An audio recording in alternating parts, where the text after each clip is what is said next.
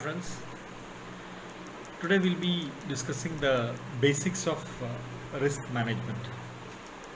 As you all know, the risk can be managed in four ways.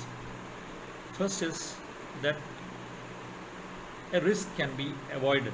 First step, you have to see if there is a risk, how can it be avoided. For example, if you are traveling from your house to your office and the road is very clogged and you know that there could be a traffic block somewhere, so this is the risk.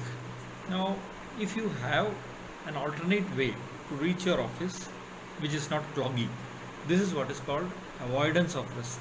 So in any scenario you have to take a way out wherein you avoid the risk.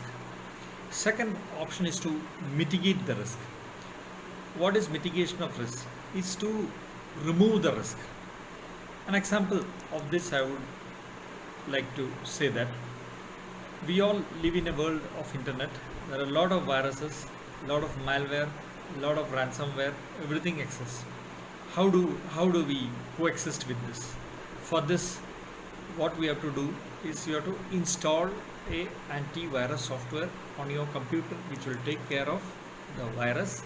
If it is there, it will remove it, and if it is trying to come into your computer, it will block it. If there are malwares and ransomwares, it will take care of it. This is how you mitigate the risk. Second, the third one is to transfer the risk. Now, how do we transfer a risk? There are some cases wherein the impact of the risk is very high and the occurrence rate of the risk is very low. For example, we all travel by cars, but we have seen that once in a while the car accidents do happen. When car accidents happen, the impact is very high and the occurrences is very low, but we cannot avoid it. We cannot avoid the accident. So in such cases, what do? We transfer the risk to a third party, which is a insurance company. So you insure it in the best possible way so that you are transferring the risk, because out of maybe thousands of cars in a day, maybe hardly you find an accident. So the probability of occurrence is very low, but once the occurrence comes in, then the impact is very high. This is how you transfer a risk. Now the last but not the least is acceptance of risk. Acceptance of risk is very important because you can't avoid it. We find that after you avoid certain risks, after you mitigate certain risks, after you transfer certain risks, still you are left with something which you have to accept.